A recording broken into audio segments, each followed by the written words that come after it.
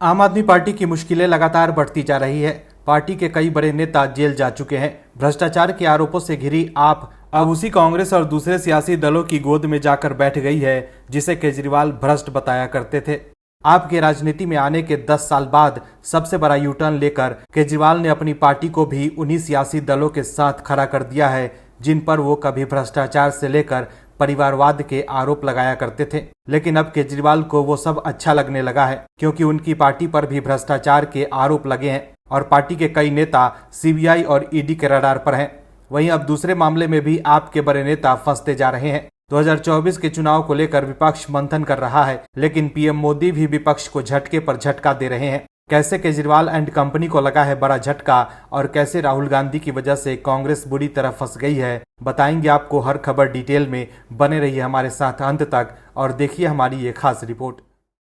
चुनाव से पहले केजरीवाल बड़े बड़े वादे करते हैं और चुनाव के बाद ऐसे पलटी मारते हैं कि लोग भी हैरान रह जाते हैं। एक समय केजरीवाल के लिए कांग्रेस सबसे भ्रष्ट पार्टी थी, लेकिन जब आपके नेता भ्रष्टाचार के आरोप में जेल गए तो केजरीवाल ने यू टर्न लेते हुए कांग्रेस से हाथ मिला लिया। वहीं जनता को फ्री का लालच देकर सरकार बनाने के बाद आप ऐसे गायब हो जाती है कि ढूंढने से नहीं मिलती है। दिल्ली एमसीडी में भी बीते साल के अंत में आपने अपनी सरकार बनाई थी। आपने वादा किया था कि हम आएंगे तो निगमों को और बेहतर करेंगे, सभी कूड़े के पहाड़ को साफ कर देंगे। लेकिन कूड़े के पहाड़ भी वैसे ही खड़े हैं और समस्या भी जस के तस बनी हुई है। ना स्कूल बेहतर हुए, ना सैलरी टाइम पर हुई और ना ही निगमों के भीतर साफ सफाई ही बढ़ी। एमसीडी में सरकार बनने के बाद भी एमसीडी में कोई काम रफ्तार पकड़ता नहीं दिख रहा है। बस काम के नाम पर सिर्फ बातें और नए वादे।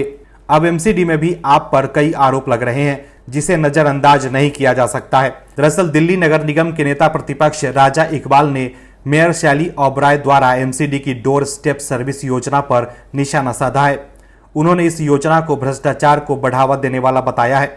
उन्होंने कहा है कि बीजेपी शासित निगम ने ऑनलाइन सुविधाओं को बढ़ावा दिया था और आम आदमी पार्टी उस व्यवस्था को फेल कर रही है। बीजेपी ने फैक्ट्री लाइसेंस से लेकर मृत्यु प्रमाण पत्र तक को ऑनलाइन कर इंस्पेक्टर राज को खत्म कर दिया था। नेता प्रतिपक्ष ने कहा कि अब आप सरकार भ्रष्टाचार को बढ़ावा देने और दिल्ली सरकार की तरह आम आदमी पार्टी के कार्यकर्ताओं को नौकरी देने के लिए ये योजना लेकर आई है। इससे भ्रष्टाचार और लोगों का शोषण बढ़ेगा। दिल्ली सरकार में ये योजना पहले से ही फेल हो चुकी है। उन्होंने आरोप लगाते हुए कहा कि उन्हें अपने आधिकारिक सूत्रों से ये जानकारी मिली है कि मुख्यमंत्री अरविंद केजरीवाल ने एक रिश्तेदार की कंपनी को ये काम देने के लिए दिल्ली नगर निगम और मेयर शैली ओबराय इस भ्रष्टाचार को बढ़ावा देने वाली नीति लागू करना चाहते हैं। जल्द कंपनी को ठेका देने का प्रस्ताव निगम में आने वाला है। केजरीवाल सरकार जो दिल्ली राज्य की सरकार है और जिसके मुखिया है अरविंद केजरीवाल साहब, उन पर भी कुछ इसी तरह के सवाल खड़े हुए थे कि उन्होंने आम आदमी पार्टी के कार्यकर्ताओं को बिना मानक के अधिक सैलरी पर नियुक्त किए थे, जिसकी कड़ी आलोचना उपराज्यपाल ने की और कड़ा एक्शन भी लिया, जिसके बाद आपके नेता बात बनाने लगे। ऐसे में क्या दिल्ली निगम की आप सरकार भी अब केजरीवाल सरकार के ही दिखाए रास्ते पर ही चल पड़ी है? ये बड़ा सवाल है। राहुल गांधी की वजह से एक बार फिर कांग्रेस मुश्किल में फंस गई है और पार्टी के लिए जवाब देना मुश्किल होता जा रहा है। जब जब कांग्रेस अपने युवराज को लॉन्च करना चाहती है, तब तब उनके युवराज कुछ ऐसा कर जाते हैं कि पार्टी के किए कराए पर पानी फिर जाता है। लोकसभा चुनाव से पहले एक बार फिर राहुल गांधी ने बीजेपी को बड़ा सियासी हथियार थमा दिया है, जिसके बाद कांग्रेस बैकफुट पर आ गई है। राहुल गांधी को अपने देश की सरकार और भारतीय सेना से अधिक विस्तारवादी चीन की बातों पर भरोसा है और ऐसा करके राहुल गांधी चीन के सामने देश की सरकार और सेना को कमजोर करके ही दिखा रहे हैं। क्या राहुल गांधी को हमारे वीर सैनिकों पर भरोसा नहीं है? क्या राहुल गांधी ये कहना चाहते हैं कि हमारे वीर सैनिक बॉर्डर पर चीन के सामने नहीं टिक पा रहे हैं? तो राहुल गांधी को वो वीडियो जरूर देखना चाहिए जिसमें ये दिख रहा है कि कैसे हमारे बहादुर सैनिकों ने चीनी सैनिकों को धूल चटा दी थी। ऐसे में अब ये बयान देकर राहुल गांधी सियासी तौर पर बुरे फंस गए हैं। राहुल के बयान पर बीजेपी ने भी मोर्चा खोल दिया है। दरअसल बीजेपी ने साल 2008 में कांग्रेस और चीन की कम्युनिस्ट पार्टी के बीच समझौता ज्ञापन को हरी झंडी दिखाने का हवाला देते हुए राहुल गांधी पर निशाना साधा है। पार्टी ने पूछा है कि क्या इस समझौते के तहत भारत के हितों के खिलाफ काम करने और भारत बलों के मनोबल को ठेस पहुंचाने की जरूरत है। बीजेपी का ये हमला राहुल गांधी के उस आरोप को दोहराने के बाद आया है जिसमें उन्होंने कहा था कि लद्दाख में गतिरोध के शुरुआती हफ्ते के दौरान प्रधानमंत्री नरेंद्र मोदी का ये कहना कि चीन ने भारतीय क्षेत्र के किसी भी हिस्से पर कब्जा नहीं किया है, सरासर झूठ है। पूरा लद्दाख जानता है कि चीन ने हमारी जमीन हड़प ली है। राहुल गांधी के इस बयान पर पलटवार करते हुए बीजेपी ने कहा है कि जब जवाहरलाल नेहरू प्रधानमंत्री थे तब चीन ने भारत की 43,000 वर्ग किलोमीटर से अधिक जमीन पर कब्जा कर लिया था। बीजेपी ने कहा कि राहुल गांधी ने हाल ही में गद्दार शब्द का इस्तेमाल उन लोगों के लिए किया था जिन्होंने भारत माता का एक हिस्सा चीन को दे दिया। बीजेपी के प्रवक्ता गौरव भाटिया ने कहा कि राहुल गांधी को कांग्रेस और सीसीपी के बीच MOU साइन के विवरण का खुलासा करना चाहिए। गौरव भाटिया ने आरोप लगाया कि समझौता में कहा गया है कि उन्हें भारत के खिलाफ जासूसी करने और भारतीय बलों के मनोबल को तोड़ने की आवश्यकता है जब वो चीन के खिलाफ निर्णायक कार्रवाई करते हैं।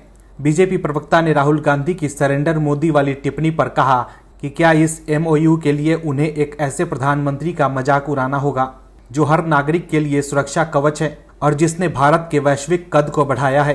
यह जिक्र करते हुए कि चीन ने राजीव गांधी फाउंडेशन को भी दान दिया था, गौरव भाटिया ने पूछा कि क्या यह रिश्वत भारत के खिलाफ उनके बयानों के पीछे की वजह है। उन्होंने जोर देकर कहा कि मोदी के नेतृत्व में कोई भी भारत की 1 इंच जमीन पर कब्जा करने की हिम्मत नहीं कर सकता। गौरव भाटिया ने यह भी कहा कि भारत के लोग 2024 चुनाव में फिर से आशीर्वाद देंगे और बीजेपी बड़े जनादेश के साथ सत्ता में बनी रहेगी।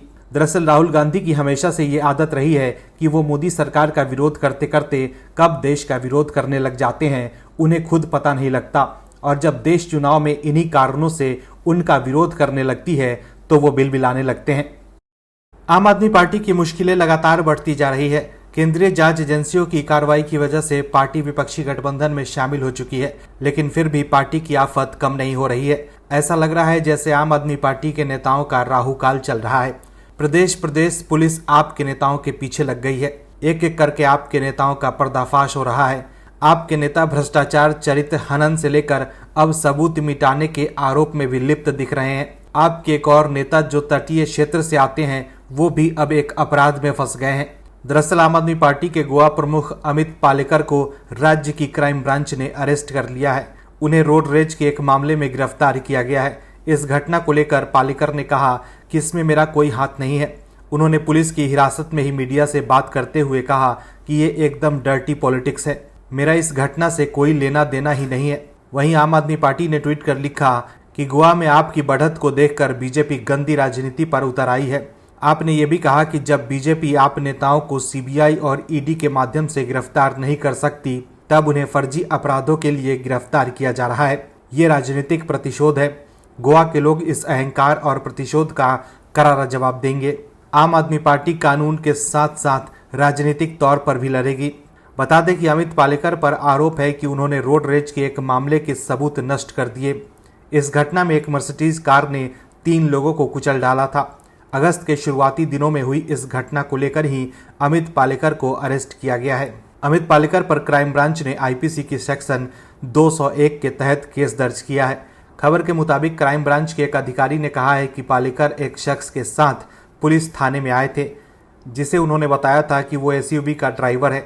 ऐसा उन्होंने इसलिए किया ताकि कार को चला रहे वास्तविक ड्राइवर की पहचान को छिपाया जा सके। वहीं आप नेता ने खुद पर लगे आरोपों को खारिज किया है। वहीं आप नेता पालेकर ने यह भी कहा है कि मुझे गिरफ्तार किया गया है, ये डर्टी पॉलिटिक्स है। ये लोग मुझे 2 दिन से धमकियां दे रहे हैं कि यदि तुमने भाजपा ज्वाइन नहीं की तो नतीजे भुगतेंगे। ये पूरी तरह से गंदी राजनीति है, इससे ज्यादा कुछ भी नहीं है। ये सिर्फ इसलिए है ताकि मेरी इमेज को खराब किया जा सके। वहीं इससे पहले गोवा पुलिस ने इस केस में परेश उर्फ श्रीपद नाम के शख्स को अरेस्ट किया था। उस पर आरोप था कि उसने मर्सिडीज कार से 3 वाहनों को तेज स्पीड में टक्कर मारी, जिसमें 3 लोगों की मौत हो गई और इतने ही लोग गंभीर रूप से घायल हो गए। पुलिस के मुताबिक परेश ने जब कार से एक्सीडेंट किया था तब वो शराब के नशे में था। हादसे के दौरान वो अपने एक दोस्त के साथ था जो रियल एस्टेट कारोबारी है। तो देखा आपने कैसे अपने वरिष्ठ नेता की गिरफ्तारी के बाद आम आदमी पार्टी बिलबिलाने लगी है। लेकिन आपको समझना होगा कि कानून सबके लिए बराबर है। केजरीवाल की आम आदमी पार्टी पर से लोगों का भरोसा कम होता जा रहा है। पार्टी कब क्या कह दे और कब पलट जाए इसका अंदाजा किसी को नहीं होता है। विपक्ष की मुंबई बैठक में राजनीतिक स्वार्थों की पूर्ति का सबसे सटीक तरीका क्या होना चाहिए, इस बात पर बात होनी है, क्योंकि जिस तरह से विपक्ष का पेंच उलझा है और उसमें अगर जनता की चिंता होती तो बात कब की बन जाती, लेकिन मामला तो अपना और अपने परिवार का है, इसलिए शायद कोई कम में मानने को तैयार नहीं है। हर किसी को अधिक चाहिए और हर पार्टी का कार्यकर्ता चाहता है कि उसका मुखिया ही पीएम बने। तमाम महत्वाकांक्षाओं के साथ विपक्ष के लोग मिल रहे हैं, लेकिन आपने उससे पहले ही ऐसा बम फोड़ दिया जिससे कि विपक्षी एकता की बैठक से पहले ही हंगामा हो गया। दरअसल केजरीवाल साहब की आम आदमी पार्टी ने एक बार फिर यू टर्न ले लिया है। आम आदमी पार्टी की प्रवक्ता प्रियंका कक्कर ने कहा कि वो अरविंद केजरीवाल को प्रधानमंत्री का उम्मीदवार चाहती है। इसके पीछे उन्होंने तर्क दिया कि कमरतोड़ महंगाई में भी लगातार दिल्ली एक ऐसा राज्य है जिसमें सबसे कम महंगाई है। दिल्ली में 20,000 लीटर प्रति महीना फ्री पानी मिलता है, फ्री शिक्षा मिलती है, फ्री बिजली मिलती है, महिलाओं को फ्री बस यात्रा मिलती है, बुजुर्गों को फ्री तीर्थ यात्रा मिलती है और इसके बावजूद भी एक मुनाफे का बजट पेश किया जाता है। इसके अलावा अरविंद केजरीवाल लगातार जनता के मुद्दों को उठाते हैं और वो एक चैलेंजर की तरह उभरे हैं। वहीं दिल्ली सरकार के मंत्री गोपाल राय ने उनकी बातों को आगे बढ़ाते हुए कहा कि हर पार्टी अपने मुखिया को प्रधानमंत्री बनाना चाहती है, लिहाजा हम भी चाहेंगे कि अरविंद केजरीवाल को प्रधानमंत्री पद का चेहरा बनाया जाए। उनके बयान के बाद राजनीतिक गलियारों में ये मामला गर्मा गया। विपक्षी गठबंधन में शामिल दल के किसी नेता का बयान आने से पहले ही आम आदमी पार्टी और विपक्षी गठबंधन में हंगामा मच गया। वहीं मामला गर्माता देख विपक्षी गठबंधन में शामिल दल के किसी नेता का बयान आने से पहले ही आम आदमी पार्टी डैमेज कंट्रोल में जुट गई।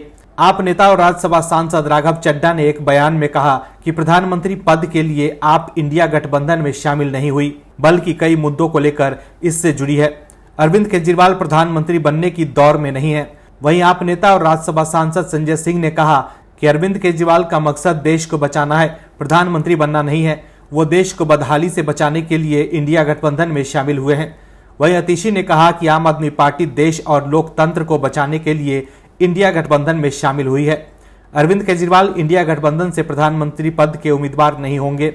बता दें कि विपक्षी गठबंधन की बैठक मुंबई में हो रही है। विपक्षी गठबंधन के नेता जिस तरह पीएम रेस में लगे हुए हैं, ऐसे में ये कहना गलत नहीं होगा कि एक अनार और 100 बीमार हैं। Bureau report OMH news. और भी वीडियोस देखने के लिए चैनल को सब्सक्राइब करें और बेल आइकन को दबाएं।